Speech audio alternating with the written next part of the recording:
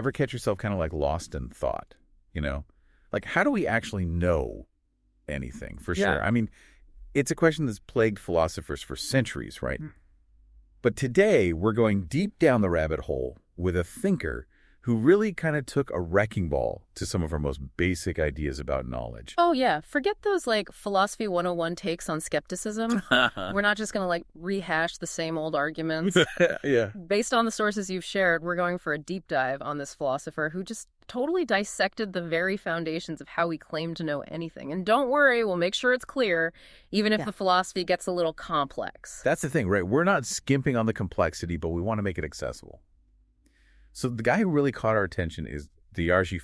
Now, you might not have heard of him in your, like, intro to philosophy class, but his story and ideas are super interesting. We're talking about this Indian philosopher, probably hanging out in southern India around the 9th century CE. Right around there, yeah. And he's often lumped in with the Carvaka or Lokayata school, which is like a materialist school of thought in Indian philosophy. Exactly. But what makes him stand out is that he's this super rigorous, what they call a qualified skeptic. And he's famous for this big work, the Tatvopaplavasiya, which translates to, like, the lion of the dissolution of all categories. Yeah, it's a pretty fitting title when you get into it. Oh, yeah, like really sets the stage. Yeah. So what Jayarāśi really wrestled with and what makes him so relevant, even today, for philosophers, is this question. Can we ever really know anything for sure using the tools that were available back then? Like the pramai, things like perception, inference, and testimony. The classic tools of knowledge, right? Yeah. And his main argument is so mind-bending. He says the very process of trying to prove these tools are reliable leads to this crazy circular trap. Like, we need rules to justify how we know things, but those rules themselves need to be justified. So it just goes on forever. It's a total infinite regress, like trying to use a dictionary to define the word dictionary. Exactly. So in this deep dive, we're going to try to untangle Jayarāśi's brand of skepticism. Why did he go so hard against the accepted ways of knowing back then? What was the logic behind his critique? And most importantly for us, what can we, even now, learn from his radical questioning? I mean, our sources even debate, was he a total skeptic, an agnostic, or just a materialist who was really doubtful about our ability to know anything? Yeah, there's a lot to unpack there. Oh, yeah, for sure. So to really get Jayarāśi, we've got to understand the world he lived in and what we know about his life. And to be honest, the biographical details are a little fuzzy. Yeah, we're working with what we got, but scholars generally place him somewhere between 800 and 840 CE. Okay, so that puts him after the Jaina logician of Kalaka and before Vidyananda, who was another Jaina philosopher who really dug into Jayarāśi's ideas. Exactly, that timeline's important. Now, his exact birthplace is still a mystery. A bit of a mystery, yeah. But the evidence seems to point towards southern India, right? Yeah. Right. That's mostly because his main work, the Tatvopaplavasiya, pops up first in the writings of South Indian Jaina thinkers like Vidyananda and Anantavirya. Okay, so they're the first ones to really engage with it. Exactly. And the style of his arguments, the way he goes about critiquing things, that also seems to fit with the intellectual scene in southern India, especially among the Digambara Jaina tradition. So there's like a regional flavor to his philosophy. You could say that, yeah. Even his title, Bhaya, is a clue. It was a term often used for learned folks and religious figures in South India, including within that Digambara Jainism. So not a slam dunk, but the signs point to South India. Right. It all kind of adds up. Now, the story of how his only surviving book, the Tatvopaplavasiya, resurfaced is pretty wild. It wasn't found until 1926. I know, right? Can you imagine this groundbreaking philosophical work just sitting around for centuries? And get this, even after it was found, most of the established Indian philosophical schools kind of just ignored it. Yeah, they weren't exactly lining up to debate it. Why do you think that was? I mean, you'd think a rediscovered text would cause a stir. Well, our sources suggest a couple of things were going on. First, there is this general reluctance to really grapple with materialist ideas among the more mainstream schools. They'd mention the basic materialist arguments and shoot them down, just to be thorough, but Jayarāśi's critiques were way more sophisticated and relentless. They went beyond the usual back and forth. So it was almost like he was playing a different game. Yeah, like they didn't have the right tools to counter his arguments. Yeah. He wasn't just repeating simple materialist talking points. He was using logic and reason to really poke holes in their core beliefs. It sounds like they didn't want to touch it because they might lose. Possibly. It seems like they just decided to ignore him rather than risk having their whole worldview challenged. But not everyone ignored him, though, right? Oh, absolutely. There were some notable exceptions, especially within the Jaina tradition. Thinkers like Vidyanda and Anantavirya and even the Nyaya philosopher Pasarvajya, they actually engaged with his ideas. Yeah. They might not have agreed with his conclusions, but they recognized the power of his arguments and his way of thinking. So even his critics had to give him props for his method. Exactly. And that brings us to the heart of Jayarāśi's philosophy, his method. Our sources call it the method of dissolution, which kind of sounds like a philosophical death metal band. Yeah, kind of badass, right? Right. But it's actually this really elegant approach. Basically, he uses what are called reductio arguments. Yeah. You take an idea and you follow its logic all the way to the end. And Jayarāśi was a master at this. He'd take an opponent's argument and carefully show how it leads to all these problems or contradictions. So instead of saying you're wrong and here's why, let's see where your thinking takes us. Looks like a dead end. Yeah, spot on. And here's the key. Jayarāśi mainly uses this method to tear down existing philosophies, not to build up his own. He's more interested in exposing the flaws in how people think than in telling them what to think. So he's like a philosophical demolition crew. Exactly. A great example of this is how he tackles the idea of universals. Universals. Remind me what those are again. Right. So universals are these like abstract shared properties that supposedly exist in lots of individual things, like the concept of redness that's present in all red objects. Oh, yeah. So Jayarāśi looks at all the different ways people have tried to define universals. He asks, are they totally separate from the individual things? If so, how can they be connected at all? Are they the same as the individuals?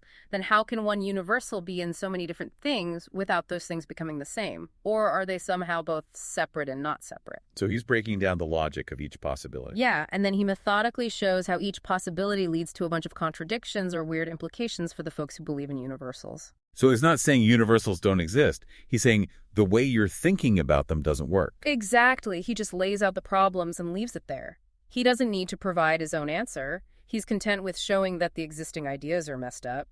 And it's interesting that later Jinaya thinkers like Vidyananda really picked up on this method. Sounds like he was pretty influential. Oh, yeah, for sure. And some people might say, hold on, isn't that just being argumentative for the sake of it? Is he really searching for the truth? But here's the thing.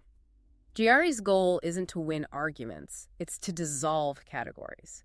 He wants to show that the basic building blocks of our understanding of reality are shaky and ultimately arbitrary. So it's like he's shaking the foundations of knowledge itself. Exactly. And this leads us to his skepticism, which is super fascinating. We can call it both epistemological and maybe even ontological. Now, this is getting into some deep philosophical territory, but stick with me. We're up for the challenge. All right, so epistemological skepticism basically means doubting whether we can truly know anything about the world. And ontological skepticism goes even further.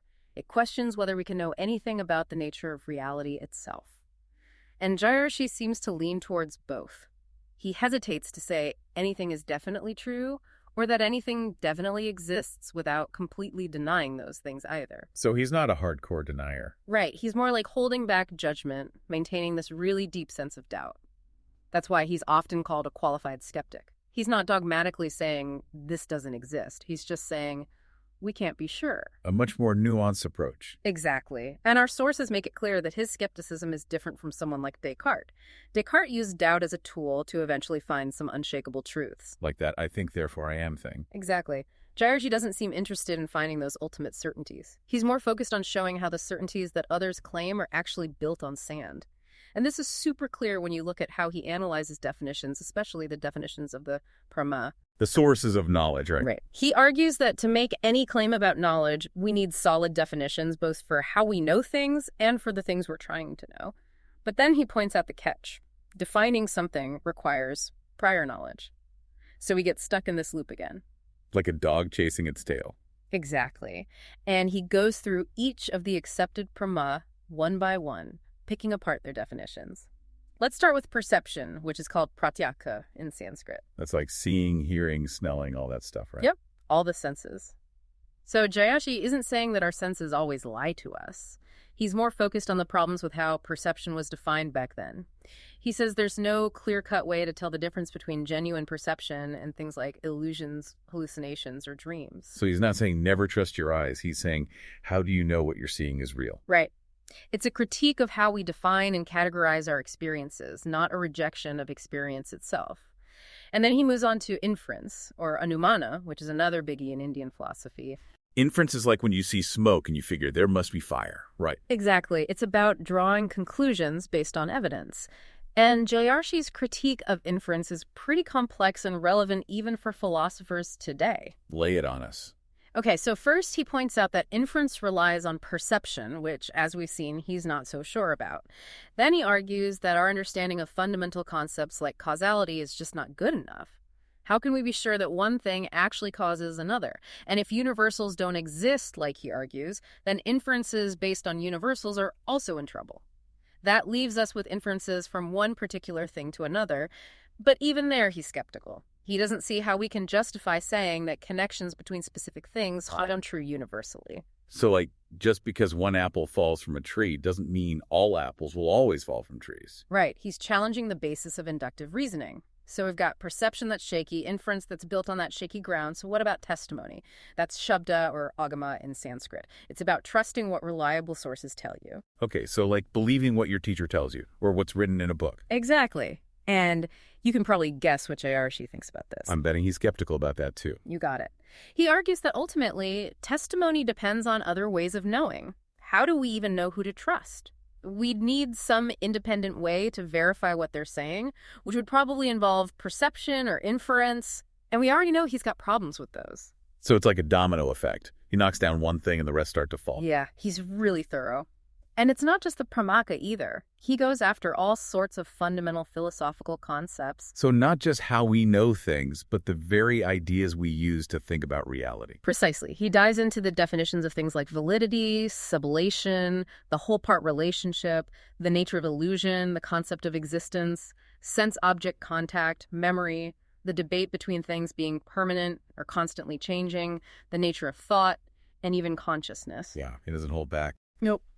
He wants to show that even these seemingly basic ideas are either flawed, confusing, or lead to all sorts of problems for the dominant philosophies of his time. So he's like a one-man philosophical wrecking crew just dismantling everything in sight. That's a great way to put it. But there's this really interesting twist amidst all this skepticism. Our sources point out that he seems to accept logic itself. So he's not just saying all reasoning is bad. Right. That's a super important point for understanding him. It seems that while he's questioning everything else, he doesn't challenge the basic principles of logic. What kind of logic we're talking about? He consistently uses the law of non-contradiction, which says that something can't be both true and false at the same time. Okay, makes sense. He also uses the law of excluded middle, which says that everything is either true or false. So no middle ground. Right. And the law of identity, which just says that something is equal to itself. He also uses more complicated logical tools like De Morgan's laws and Leibniz's law. I'm starting to feel like I'm back in logic class. Yeah, it gets pretty technical. But the takeaway is that he's using these logical tools to take apart other philosophical systems. He's not turning those tools on logic itself. It's like he's saying, logic is the one thing I trust. That's a possible interpretation. And our sources suggest that what he's really critiquing isn't logic in general, but the specific way that inference, or anumana, was understood in Indian philosophy back then. He seems to see anumana as this flawed kind of reasoning that's based too much on our senses and on generalizations. So he's distinguishing between pure logic and logic that's mixed with our messy human experiences. Exactly. He's recognizing that there's a difference between the strict rules of logic and the way we actually reason in the real world. That's pretty insightful. Now, despite all this skepticism, are there any clues about what Jayarāśi actually believed? Like, did he have any positive views? That's the million-dollar question. He's notoriously reluctant to give us straight answers, but our sources do point to some hints that he might have leaned towards materialism. Materialism. So, like, the idea that the physical world is all there is. Exactly. And one big clue is that he completely rejects things like karmic retribution, the afterlife, and the supernatural. He's all about the world we can see and experience. So no heaven or hell for him?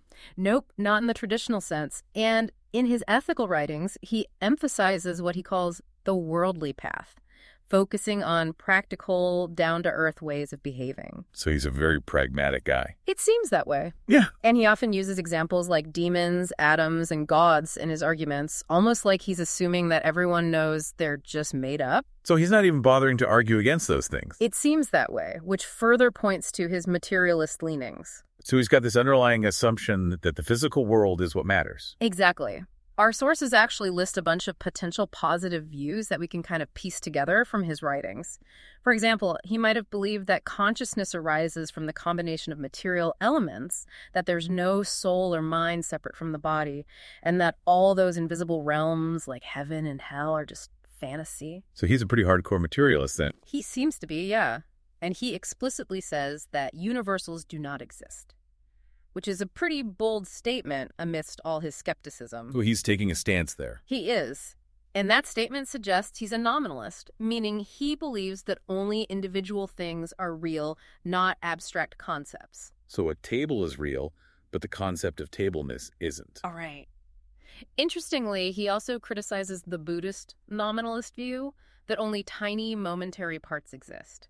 He argues that whole objects, like the tables and chairs we see around us, are also real. So he's got his own unique take on nominalism. Yeah, he's not just copying what others have said. And all of this really ties into his connection to the Carvacalokiata school, right? The materialist. Right, especially when you consider how much respect he shows for Bahaspati, who's like the founding figure of that school. Yeah, what's the evidence for that connection? Well, he quotes Bahaspati directly. He calls him Honorable Bahaspati. And at the end of his work, he pays homage to Bahaspati as the preceptor of gods and refers to himself as the preceptor of deities. So he's placing himself in that lineage. Exactly. And it's interesting that he critiques pretty much all the other major philosophical schools of his time, except for Advaita Vedanta, which probably came later, and of course the Carvacalokiata school. Why wouldn't he criticize the materialists too if he didn't basically agree with them? Good point. It's like he's saying, I'm one of you, but I'm going to push your ideas even further. Yeah, like he's taking their skepticism to the next level. And the earliest commentators on his work, those Jaina philosophers, Vidyanda and Anantavya, they also link him to the materialist tradition. Right. They even mention this saying from his school that Bahaspati's teachings were mainly meant to refute other viewpoints. So Jayarāśi might have seen himself as carrying on that tradition of refutation. Yeah, and maybe even refining it. There might have been some internal tensions within early materialism, like how can you rely on perception as your only source of knowledge if you also admit that our senses can be flawed? Jayarāśi seems to be grappling with those tensions head on. And it all comes back to that line he starts his work with. The worldly path should be followed. With respect to everyday practice of the world, the fool and the wise are similar. It's like he's saying that in our daily lives, we all operate based on experience, regardless of how much philosophy we know. Right. And the way he ends his work is also super interesting. He says that by dissolving all these philosophical categories, we can finally just enjoy life without constantly overthinking everything. He's not saying philosophy is useless. He's saying it shouldn't rule our lives. Exactly. Maybe he's advocating for a kind of seize the day attitude given all the uncertainty in the world, or maybe he's saying that our actions have their own kind of validity, even if we can't perfectly understand them philosophically. That's a really interesting thought. So to wrap things up, what are the big takeaways from Jayarāśi for philosophers today? First, he reminds us to never take our knowledge for granted. He forces us to examine our assumptions and to admit that our ways of knowing might not be as reliable as we think. He's like the ultimate skeptic. He is. Second, his method of using logic to expose the flaws in other arguments is still incredibly useful. It's a powerful tool for critical thinking. And finally, his critique of the traditional sources of knowledge, perception, inference, and testimony is still relevant today, especially in our world of information overload and fake news. It's like he was writing for the internet age. Exactly. So for you listening out there, think about this. What can we learn from a philosopher who was so radically skeptical over 1,000 years ago? Can his questioning help us navigate the confusing world of information we live in today? It's something worth pondering. It definitely is. Food for thought, for sure.